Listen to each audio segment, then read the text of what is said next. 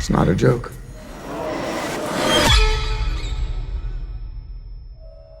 This week, Bitcoin price action came in like a lion, but will she leave like a lamb? I don't think so. Bitcoin crypto morning tea. Hey. Good morning, everybody. My name's pianomattyb. That is Scaramucci's. This is your morning tea. A brief glimpse into the crypto markets, where the sun's shining, where the winds play. All the humble opinion of this piano. Zamboni bringing the down. The FOMO index has inched up to 53 from yesterday's 52. Bitcoin dominance is 51.7%. 24-hour volume is 46 billion. The overall market cap is 1.12 trillion. Give or take 100 million. Well, it looks like we had what some legacy analysts call a little pump after a failed rally and rejection. At 28.9, Bitcoin price action found a bottom and a bounce at our ascending channel support line. Dug in its heels, frothed at the mouth, and pumped up, peaking out at 29.8, up and over our channel's resistance, and is still more or less in pump mode at time of production. If we can close this current candle at or around 29.8, we can credit those pesky little kids with another successful candlesticking of Monday's wick. Still to date, the most accurate TA tool I've ever used. Although a retracement is inevitable, I'd ideally like to see us retest channel resistance at 29.5-ish and have her hold and convert to support.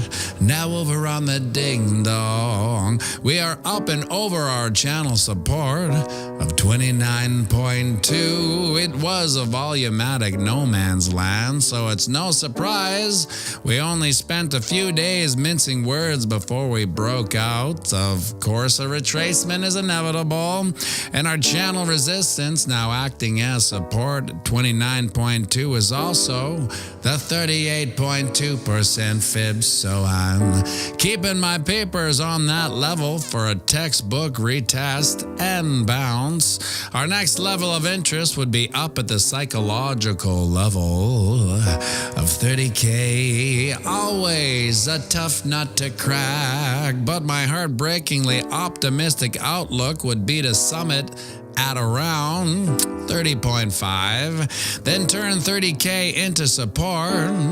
Quick look at the Wookiee sees our painted green price for the week is way down at 27.1, and although there are some confluence levels on all timelines at that level, it's a high probability we'll carve out a green candle on Sunday.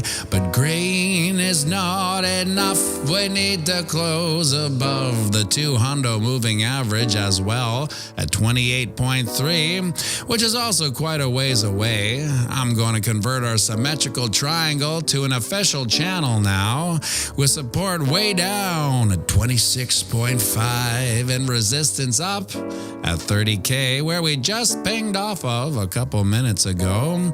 It would be ultra bullish to get up and above her and close the week at 30.5 or higher, so we can officially put in a new candle close high, a metric we haven't seen since way back on May 16th, where we began this capitulation and have been licking our wounds ever since. And I don't want to jinx it, but if you squint your eyes, my friends, it looks like the MACD is about to cross bullish. And amongst all the real and fake bullish news that has moved the price up this week, the MACD crossing bullish, well, she takes the cake. Would you look at that, my friends? The sun's up. It's another beautiful day here on planet Earth, a day none of us are guaranteed. We're not guaranteed these days, but we're lucky enough to have them anyway. So get out there and knock 'em dead. And remember, we're playing the same game as our psychopathic elected elites. That's right, it's the long game. So zoom out and have a fantastic day.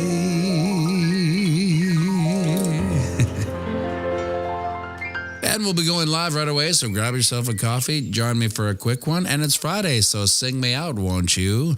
I'll run the banks of boom to spang.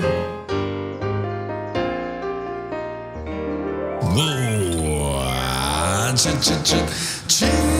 Have a great weekend, everybody.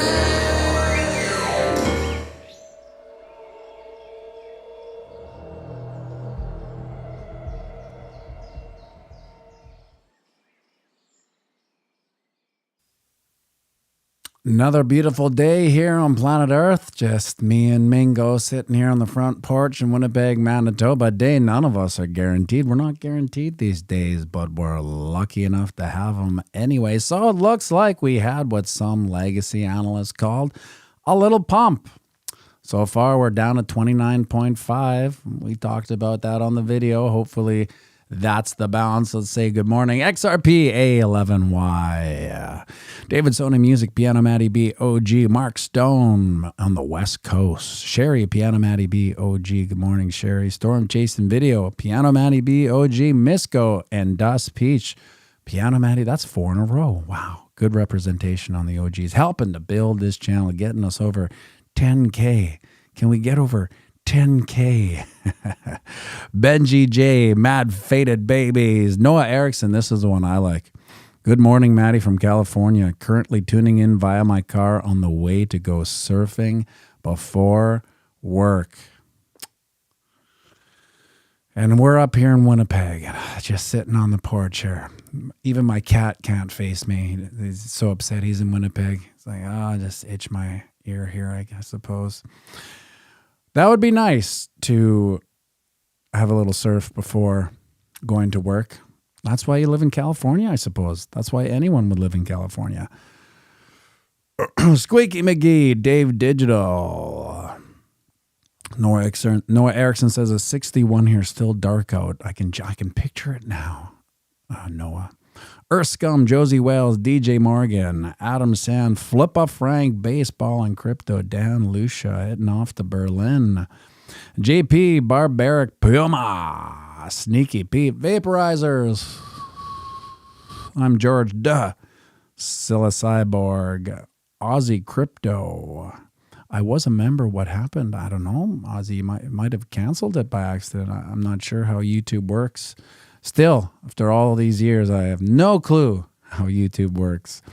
Bruce, why daddy-o, get off my lawn, Mad Faded Baby.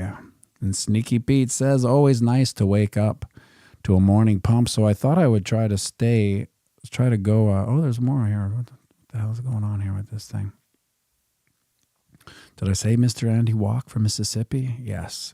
Adam Sand, Kyle Owen, and BC Alf, pianomattyb OG.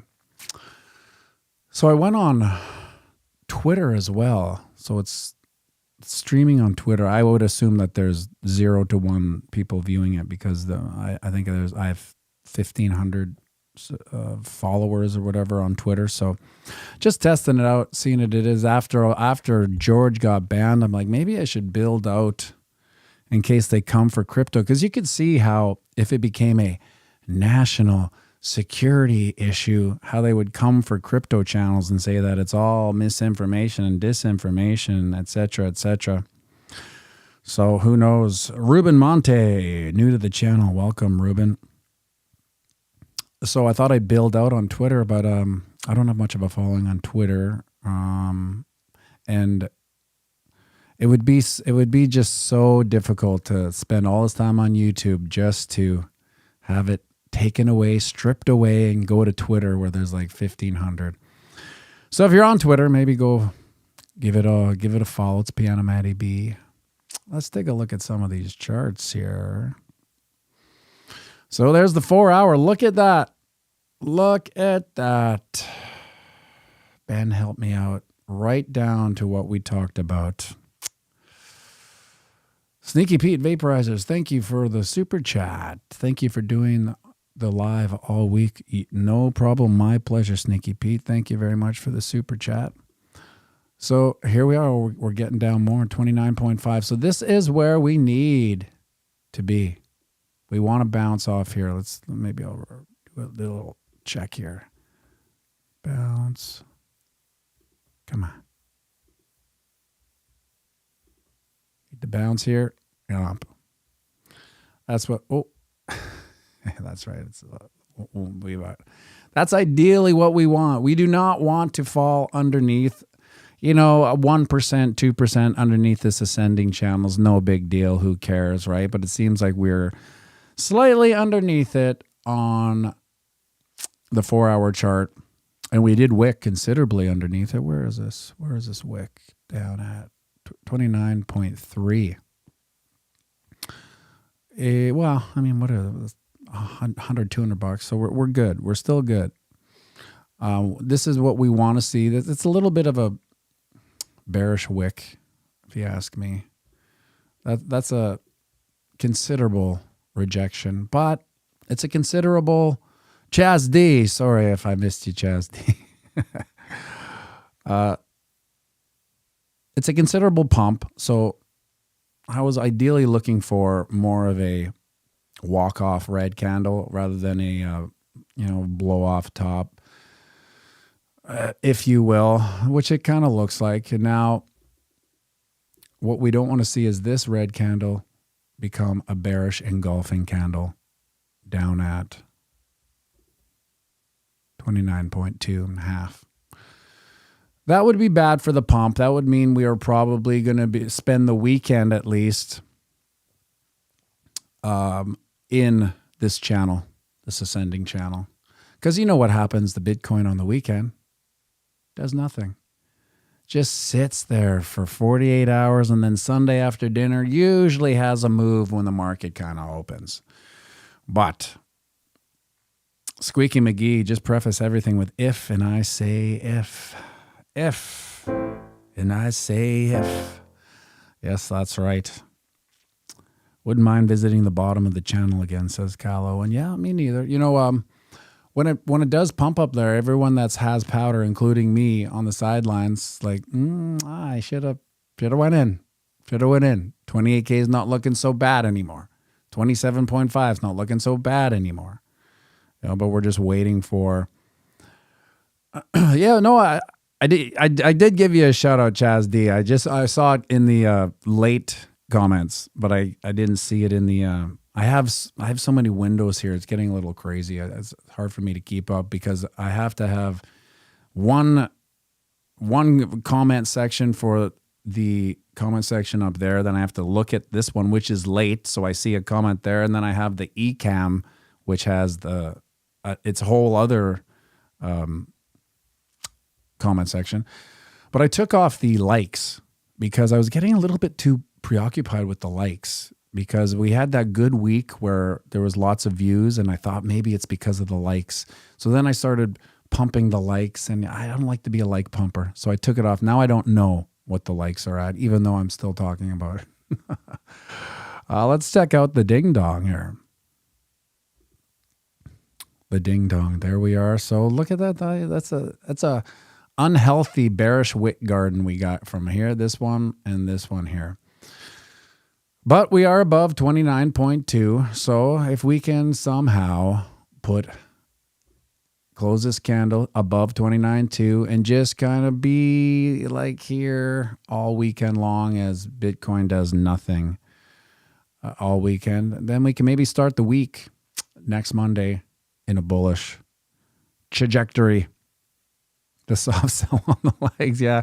Well, I did take the likes off because it was always in my face, right? It was kind of like I always had to look at it. Now I took it off. The thing is, if I go to Twitter, if I stream on Twitter as well, I don't see the likes. If I just stream on YouTube, I see the likes. So Maddie checking out the ding dong with 100 of his closest friends. That's right. So this is that volumatic, low volumatic point here, right here in this ascending channel. So it was no surprise that we jumped up. Now we just got to stay above. Kyle, could we be testing 30K to finish off that head and shoulders, then down to the low 20s? What, head and shoulders in the Wookiee? Maybe. Let's check that one out. Yeah, well, see, we're just kind of, when I made that loop, or you can't see that, when I made this little line here, this was before the little pump. So it seems like we just kind of went up against that pump. And so if we come down here, but this will take a long time. This will take a month, to really carve out this shoulder. It would take a good 2 weeks to a month. And that would mean that we didn't go any more higher in October or Pumptober, or I like to call Nope-tober.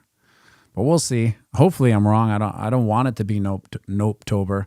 But I feel like the side of the boat that is bullish on October is heavy. And probabilities say it will be an October, so why not get on that boat? So yeah, let's see. I wouldn't worry unless we came all the way down to, where is this? This is 26.5. That's a long way away. It's a good 10% dump. However, this week, let's see what this little pump is this week. It's 10%. Roughly, wick from bottom to wick. That's a 10% bottom to wick. So 10% down would take us to 26.5, and we went to 26.5. Well, we would be right at the breakout point of this head and shoulders, and this is actually the pole. If you go back here, you take the pole, you slide it all to the breakout point, and then we're all at 20.8-ish. Shut your mouth, Shania Shatner. So we don't want to see that. So as long as October remains October, now we're under 29.5. You don't really see this. It doesn't really seem that bearish on the 4 hour. It's just kind of like a normal. It seems more bullish on the daily, but maybe we'll stick to the daily here. Go to the 4 hours. She's a noisy little so-and-so. We all know that anyway. Underneath our ascending channel. Don't like that. Well, the day is long. We have a lot of day left. And the next hour, I think, if we can get back up and over, we should be okay. But if we don't, we'll probably, mince words underneath this ascending channel all weekend long. And if that's the case, I fear we may open up bearish on Monday. Roadkill, is it safe to say Elton John is your favorite singer, or is it Queen, or is it Billy Joel? It's none of those three, actually, although I like them all, and I think they're all amazing singers. I would place in order, that's a tough one. Billy Joel, because he's such a great piano player and songwriter. Then Elton John, because he's he's such a great songwriter and singer. And then Queen, because he's such an unbelievable singer and the band is quite good. But my favorite singer is Frank Sinatra. I accidentally kind of stumbled upon Frank Sinatra in my early 20s as a joke, because that's kind of what it's like in your early 20s. You don't really think much of Frank Sinatra. Then you listen to him and you're like, wow, this guy's got such an unbelievable, what is it called? Timbre or something in his, it's like the most natural sounding voice a microphone could ever want. So microphones love Frank Sinatra because he's got this big, deep, massive, like the sound wave on his vocals are so big that he can be pitchy and still some of his sound wave is still going to do it. That's why he has such that loosey-goosey feel to him. So I love Frank Sinatra just because he's hard to Storm chasing video. Don't ask him about Geddy Lee and Rush. I like Rush. I do like Rush. I can appreciate Rush. I would just never sit down and listen to Rush, probably. It would take a lot for me to sit down and listen to Rush. Although I do like some of their songs, I dislike kind of most of their songs, even though they're Canadian. Chris Fabonio. I got to say, man, I love the catchphrases. This channel is just so great. I love tuning in. It's even better when I make it in time to watch live. Thank you, Matty B. I trust you. You're more than any other. Something like that. Well, I appreciate it. I appreciate that compliment, Chris. Barbaric Puma, are you talking about me again? Oh, Sinatra. Yes. I like to listen to music in other languages when I write reports. Enso Mining. Interesting. I find you might find this bizarre, but I rarely listen to music. I'll listen to music if I have to learn a song. So a lot of times when someone requests a song and I don't know it, I will go refresh my memory. Do I actually know? Maybe I do know this one, and usually I do know it just because if I've heard it, I can generally play it unless it's a Billy Joel song. And Billy Joel songs, you can't really just hear it and play because there's so many chords and he does so many crazy things to it that you have to really dig in and learn Billy Joel songs. So when I'm listening to tunes, I'll usually, it's because I need to learn them. And Ewell Condrel, E-Money Condrel, is it legal for Canadians to meh Rush? It is, yeah. We cannot like Rush. Well, because as Canadian, we're self-haters, right? We make fun of ourselves. We make fun of Canada.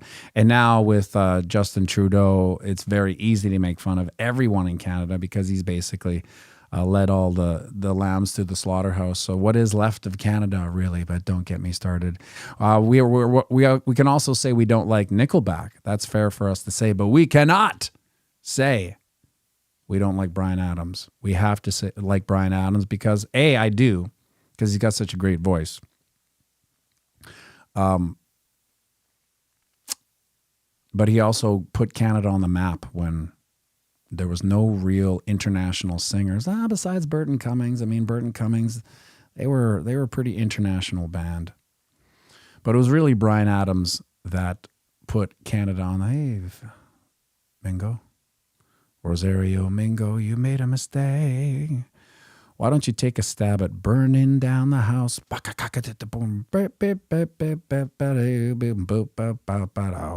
Das Peach, what about Celine Dion? Yeah, well, Celine Dion came after Bryan Adams. She definitely put Canada on the map, but guess what? Now, I could be wrong here, and if someone has a quick Google, it might be Shania Twain. That's the biggest Canadian export, so to speak. It might be Shania Twain or Nickelback. But I tell you what, the highest grossing touring act that ever was Rush. When Rush would go anywhere, they had enough Rush fans, and wherever they went, that they would sell out stadiums no matter where they were. So it might be Rush that's the biggest export. Everyone knows Rush. Everyone knows Bryan Adams. Everyone knows Shania Twain. Everyone knows Celine Dion. Bare Naked didn't do too bad. That's right, E-Money. I always say this, Loverboy, true. Brock DL, I love Loverboy. The interesting thing about Bare Naked Ladies is that their biggest song was Whole universe was in a dark, dense state. Only 60 million years ago, expansion started. Wait. The earth began to grow, the Neanderthals began to drool, the Neanderthals with the roots, they did the walls, they built the pyramids, math, science, history, imagining the mystery that all started with a big bang. It all started with a big bang. And now this stream will be copyrighted and demonetized for that. So I won't get the $4 that YouTube gives me 8 weeks later. Mr. Andy Walk, I was in, so why I played that is that although they had a number one song called Last Week or something, it was Wally When You Looked at Me, that one. There was his biggest song, their biggest song was the theme song to, what is that thing called? Big Bang Theory. because it was syndicated. They are millionaires many times over because of that theme song, because it's just playing round the clock all over the world. So that would be their biggest song. So yeah, but how many people know that it's the Bare Naked Ladies that sang that? Yes, E. Money Condren, Rembrandt's only remembered for Friends. Well, there are Rembrandt fans. If you were in that kind of quirky late 80s Brit pop type of era.